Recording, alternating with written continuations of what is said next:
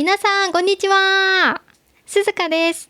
すずかのポッドキャストへようこそ。今日は外国人にはちょっとわかりにくい日本の暗黙のルールについて話してみたいと思います。実は今回日本の暗黙のルールについて話してみようと思って、日本の暗黙のルールって何があるかなって考えてみたんですけど、もう最初全然思いつかなかったんですよ。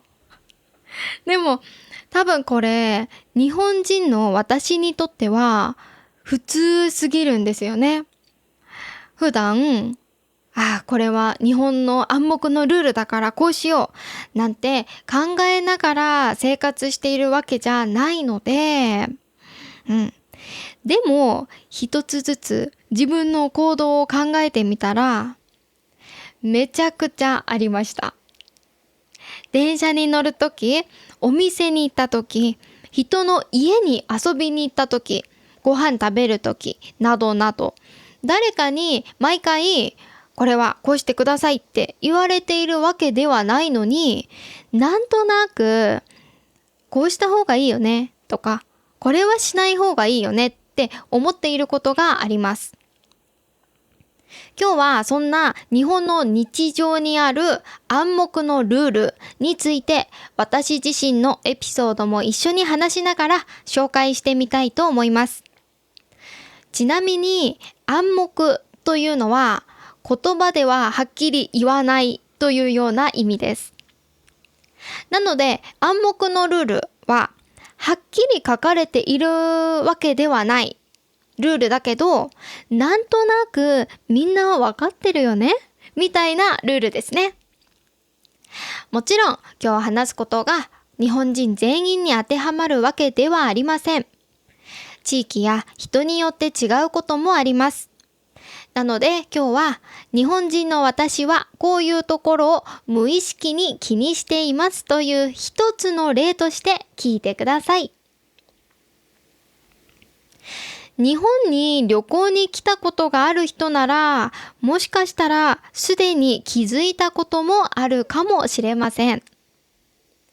まず私は電車の中で電話がかかってきても基本的に出ません。電話には出ずにメッセージでごめん今電車にいるなんかあったって送ります。そしてもし急ぎだったら一度電車を降りてから電話をします。もちろん友達と一緒に電車に乗っていたら普通に話しますよ。電車の中でも一言も話してはいけないというわけではありません。でも多分無意識に少し声を小さくしています。逆にすごく大きな声で話している人がいると、私はちょっと気になります。これも何デシベル以下で話してくださいみたいな、そういうルールがあるわけじゃないですよね。でも周りにもたくさん人がいるから、あまり大きな音を出さないようにするという感覚があるんだと思います。それから電車に乗るとき、これは私これって暗黙のルールなのってちょっと思ったんですけど、まず降りる人を待ちます。電車が駅に着いてドアが開いたら、中から降りる人が先。その人たちが降りてから乗ります。私は子供の頃からそういうふうに教えられてたので、もう、そういうルールでしょっていう感覚なんですよね。だから降りる人がいるのに先に入っていく人を見ると、おーってなります。怒るほどではないですけど、先に人を降ろした方が乗る方もねスムーズで、みんながスムーズなんじゃないのかなって思います。そして駅のホームでもお店でも、とにかく列があったら私はまず最後尾を探します。あれこの列どこから始まってるってちょっとキョロキョロしながら最後尾を探します。しかも私は前の人との距離も結構気になります。近すぎるのね、ちょっと私は嫌です。なので、前の人に近すぎないようにしながら、でも列から離れすぎないようにする。この微妙な距離、誰かに前の人とは何センチ開けましょうなんて言われていないんですけどね。エスカレーターとかもそうかもしれません。私は前に人がいたら一段くらい開けることが多いです。たとえ友達でも。すぐ後ろにピタって立たれると、なんていうのかな、圧迫感があるというか、ちょっと落ち着かなくないですか？もちろんすごく混んでいる時は別ですけど、ある程度空いていたらなんとなく一段くらい距離を取ります。これも誰かに言われてやっているというよりは自然にやっている気がします。あと、日本の旅行に来る方なら満員電車のリュックも知っておくといいかもしれません。人が少ない電車だったら、私はリュックをそのまま背負っていても全然気になりません。でも、かなり混んでいる電車で大きなリュックを背負ったままだと、後ろの人に当たったり、かなり場所を取ったりすることがあります。なので、リュックを前に抱えて、なんかリュックを抱っこする感じで、手に持ったりっていう人が多いと思います。これはリュックを背負ったらダメっていう話じゃなくて、周りに人が増えたら自分の荷物も少し気にしようっていう感じですね。席に荷物を置くのも同じです。電車がガラガラだったら、私も普通に隣の席に荷物を置くこと全然あります。でも人が増えてきたら、そろそろどけようって思います。この周りの状況を見ながら変えるという感覚が結構大事なのかもしれません。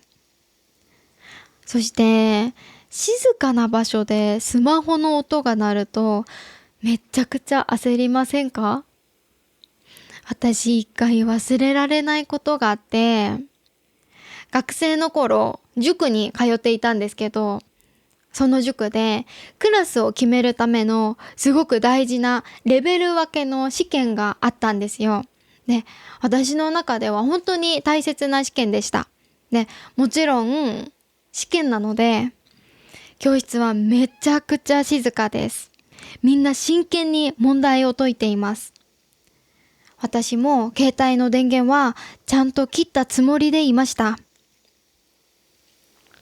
そしたら試験の途中で突然私の携帯に電話が来て、そこからバイキンマンの歌が流れ始めたんですよ。しかも歌詞が俺は素敵なバイキンマンみたいな感じで、しかもだいぶ大きい音でもう最悪じゃないですか？みんな真剣にレベル分けの試験を受けているんですよ。で、私もこの試験もう大事ってすっごく集中してんのに、突然バイキンマン。バイキンマンはアンパンマンわかりますか？アンパンマンに出てくる、いつも悪さしてくる、いますよね。あれバイキンマンです。でも恥ずかしすぎて、誰？私じゃありませんけど、みたいな顔をしていました。完全に私なんですけどね。で、試験が終わってから携帯を見たら、電話をしてきた人がおじいちゃんだったんですよ。それで私じいじ、鈴鹿試験だったんだよ。なんで電話したのって八つ当たりした記憶がありますね。じいじごめんね。今考えたらおじいちゃんは私が試験中なんて知らないですからね。完全に悪いのは携帯の電源をちゃんと切っていなかった私です。でもそれ以来静かな場所で携帯の音が鳴ることが余計に怖いです。トラウマみたいなね。じゃあ次はお店での暗黙のルールの話です。例えばスーパーやコンビニで商品を手に取ってやっぱりこれいらないなって思ったとします。私は元にあった場所に戻します。全然違う棚にここでいいかって置くのはちょっとできないです。だってそこにあった商品じゃないですから店員さんも困りますよね。それから商品を触るときも私はちょっと気をつけます。もちろん商品を手に取ってみること自体は普通です。全然大丈夫。でも必要以上に触ったり傷つきそうなものを強く触ったりするのはちょっと嫌だなと思います。特に今の季節だと桃ってすっごい柔らかいじゃないですか。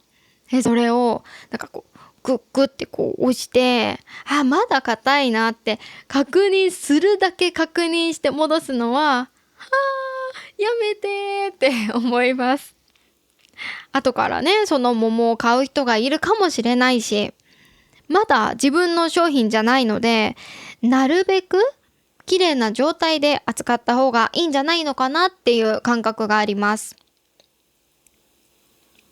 で、フードコートとかカフェでトレーを返すそんな場所があったら私は普通に自分で返します。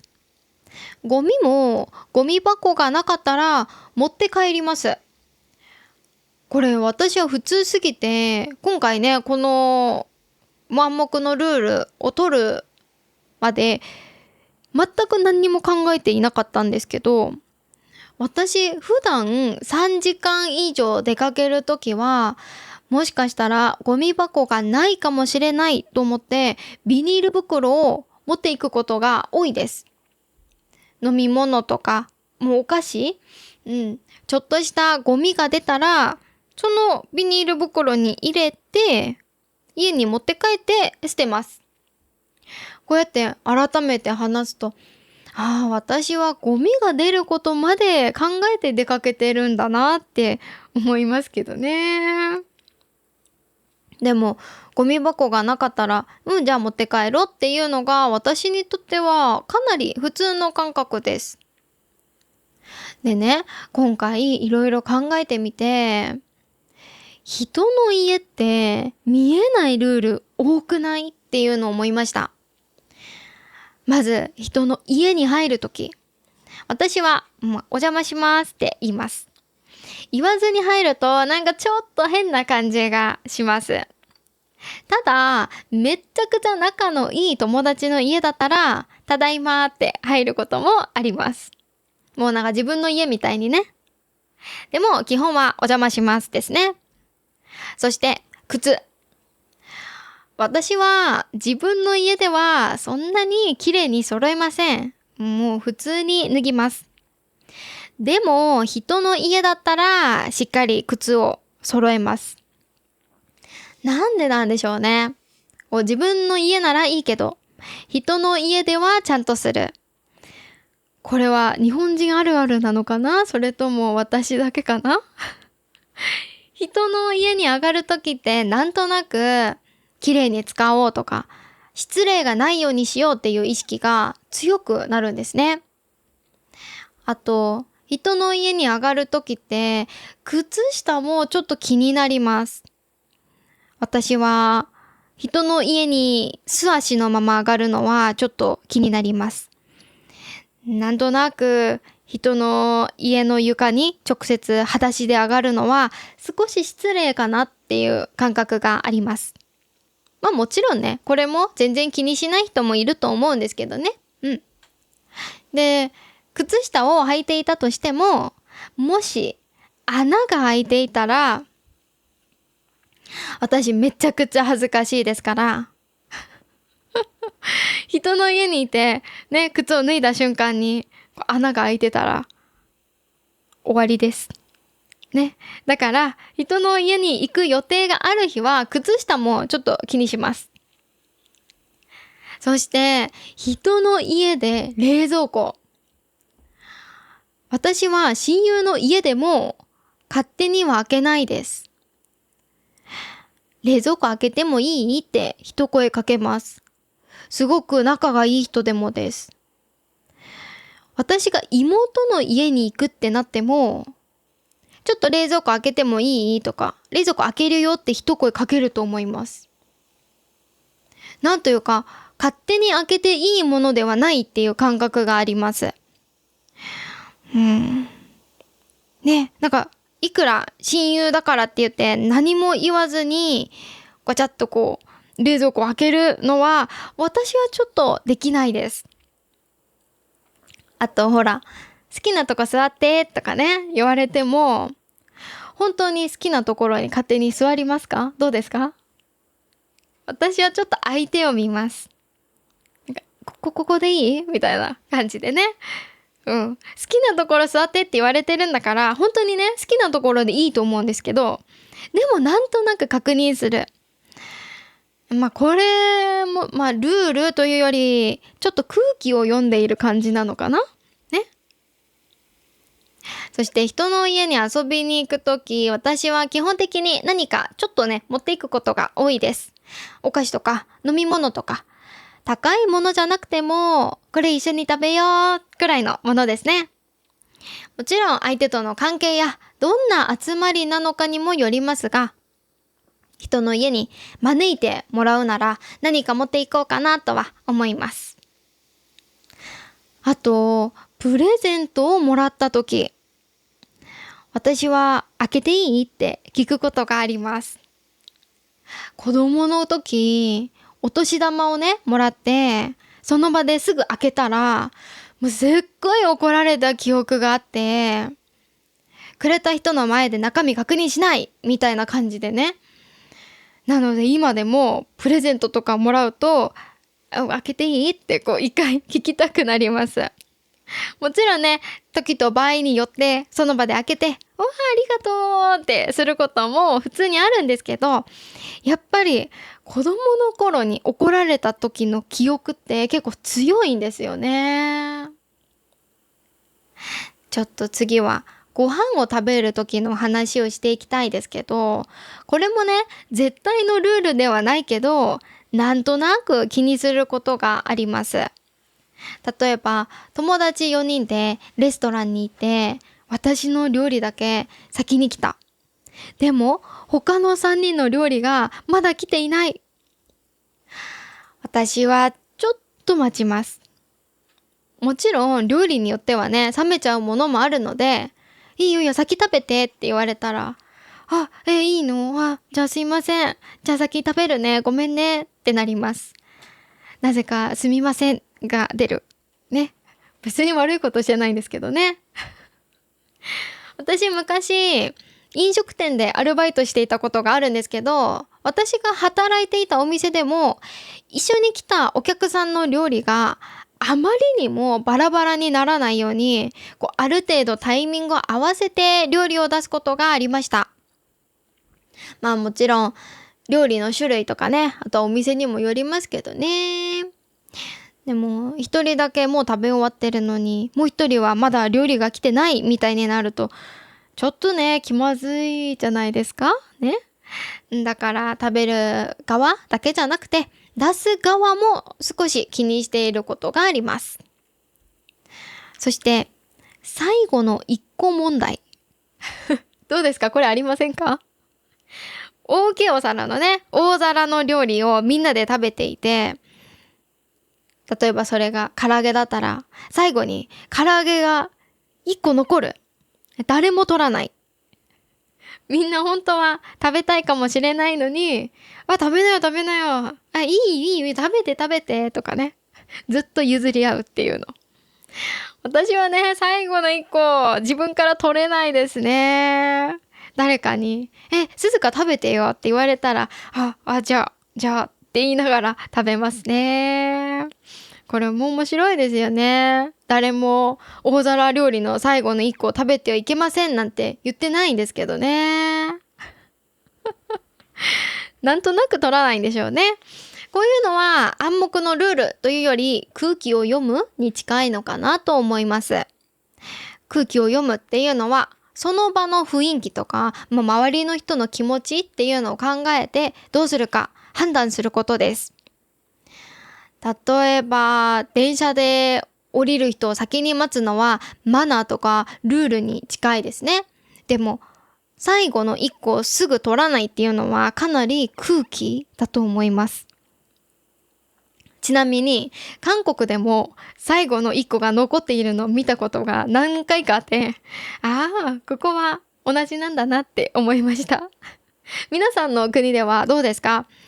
最後の1個普通に食べますか？それともやっぱ1個残ってしまいますか？今回ね、考えていてもう一つ気づいたのが日本人の会釈です。日本人って1日に何回頭を下げているんでしょうね。例えばエレベーターで誰かが開くのボタンをね押して待っていてくれたら、ありがとうございますって言いながら少し頭を下げますね。ドアを開けて後ろに人がいたら少し押さえて待つ。そして押さえてもらった側はありがとうございますプラス会釈。道を譲ってもらっても会釈。信号機のない横断歩道みたいなところで車がね止まってどうぞどうぞってしてくれたら、それもどうもどうもって渡りながらペコペコねして声に出してありがとうございますって言うほどの距離じゃなくても、目があったらなんかちょっと頭を下げる。これ私はかなり無意識にやっています。海外で生活するようになって日本にいた時ありがとうございますとかすみませんって本当にたくさん言っていたんだなって気づきました。そして言葉だけじゃなくてね、頭も下げている。日本に旅行に来てあの人なんでちょっと頭下げたのって思ったことがある人もいるかもしれません。別に大きなねお辞儀別に大きなお辞儀じゃないんですね。本当になんかペコってだけ。でもそれでありがとうとかどうぞすみませんみたいな気持ちを伝えていることが結構あります。なのでもし日本人とコミュニケーションを取るときになんて言ってもいいかわからないってなったときは軽くペコッと会釈をしてみてもいいと思います。もちろん言葉でありがとうございますって言えたら一番わかりやすいですけど、会釈だけでも十分気持ちは伝わります。会釈されて嫌な気持ちになる日本人ってあんまりいないと思います。多分。よかったら皆さんもね、日本人とコミュニケーションを取るときにやってみてください。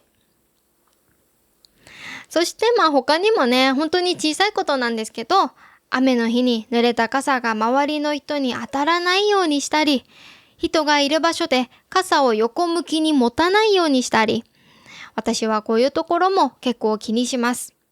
特に階段で前の人が傘を横にして腕を振りながら登っていると、後ろにいる私はちょっと待ってってなりますね。傘の先ってちょうど後ろの人のお腹とか、子供だったらね顔の高さに来ることがありますよね。なので傘もなるべく縦に持つようにしています。最初は日本の暗黙のルールってなんだろうって全然思いつかなかったんですけど、こうやって一つずつ考えてみると結構ありましたよね。そしてここまで話してきて私は一つ共通していることがある気がしました。それが周りの人に迷惑をかけないようにするということです。電車で大きな声出さない。降りる人を先に待つ。荷物が邪魔にならないようにする。商品を雑に扱わない。ゴミをその辺に捨てない。人の家では勝手なことをしない。とか、こういう日本の暗黙のルールを一つずつ考えてみると、周りの人に迷惑をかけないようにするという考えがかなり関係しているのかもしれません。もちろん全部がこれだけで説明できるわけではないと思いますけどね。ただ、ここで大事なのは、日本人全員がこういうことを全部守っているわけではありません。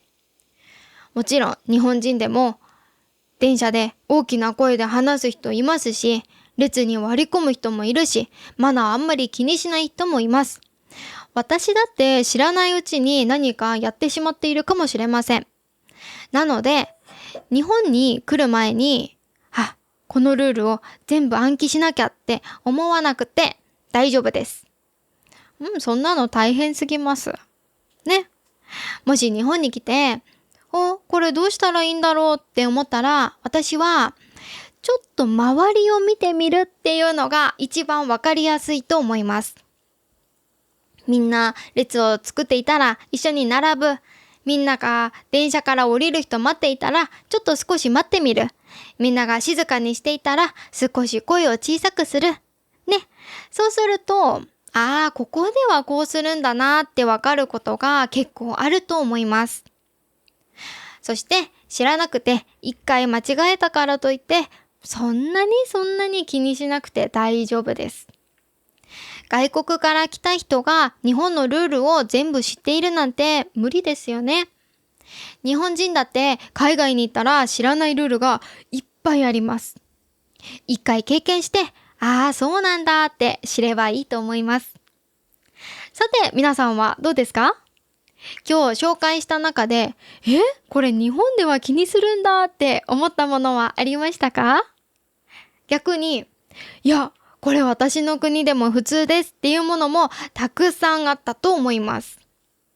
そして皆さんの国にも誰かに教えられたわけじゃないけど、なぜかみんなやってる暗黙のルールはありますか？ぜひ皆さんの国の暗黙のルールもコメントで教えてください。いろんな国のものを比べたらすごく面白そうですよね。じゃあ、このエピソードを使ってもっと勉強していきたい方は、振り仮名付きスクリプトが入ったワークブックもありますので、概要欄からチェックしてみてくださいね。今日のポッドキャストが良かったなと思ったら、ぜひチャンネル登録といいねをお願いします。そして、ベルマークをオンにして、通知もオンにしてください。まだもう少し日本語を聞きたいよっていう方は、画面に出ているポッドキャストも続けて聞いてみてくださいね。今日も最後まで聞いてくださって本当にありがとうございました。それではまた次のポッドキャストでお会いしましょう。またねー。